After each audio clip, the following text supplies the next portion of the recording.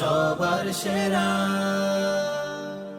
আমরা এই পর্যায়ে ইসলামিক জ্ঞান এবং কুইজ সেগমেন্টের সেরা প্রতিভাদের পারফরমেন্স উপভোগ করব। ইসলামিক জ্ঞান এবং কুইজ সেগমেন্ট এই পর্বটি উপস্থাপনার জন্য আলোকিত এই মঞ্চে আহ্বান জানাচ্ছি মোহাম্মদ জহিরুল ইসলাম টুটুলকে। আল্লাহর নামে সুর তুলে যায়। আমাদের আজকের প্রতিযোগিতার প্রতিযোগী, আপনারা মঞ্চে আসুন। আল্লাহর নামে সুর তুলে যায়। আমার প্রথম প্রশ্ন, সূরাতুল ফজরে আল্লাহ সুবহানাহু ওয়া তাআলা বলেছেন ওয়াল ফজরি ওয়া লায়ালিন আশর। এখানে 10 রাতের শপথ করা হয়েছে। 10 রাত্রি বলতে কোন মাসের কোন দিনগুলোকে বোঝানো হয়েছে? আল্লাহ সুবহানাহু ওয়া তাআলা সূরাতুল ফজরের দ্বিতীয় আয়াতে 10 রাত্রি দ্বারা বুঝিয়েছেন জিলহজ মাসের প্রথম 10 রাত। উত্তর সঠিক হয়েছে। আলহামদুলিল্লাহ। আমরা এবার দ্বিতীয় প্রশ্নে যাই।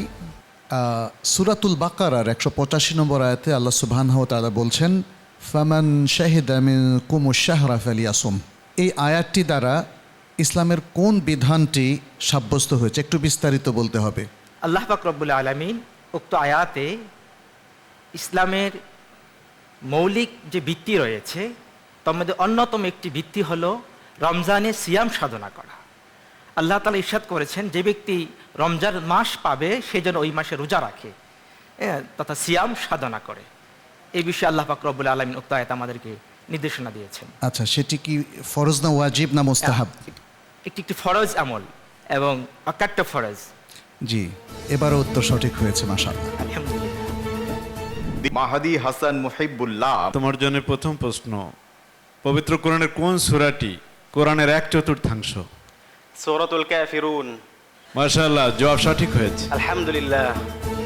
তোমার জন্য দ্বিতীয় প্রশ্ন, মক্কা বিজয় কত হিজরির কোন মাসে অনুষ্ঠিত হয়েছে? 8ম হিজরির রমজান মাসে। উত্তরটি সঠিক হয়েছে। আলহামদুলিল্লাহ।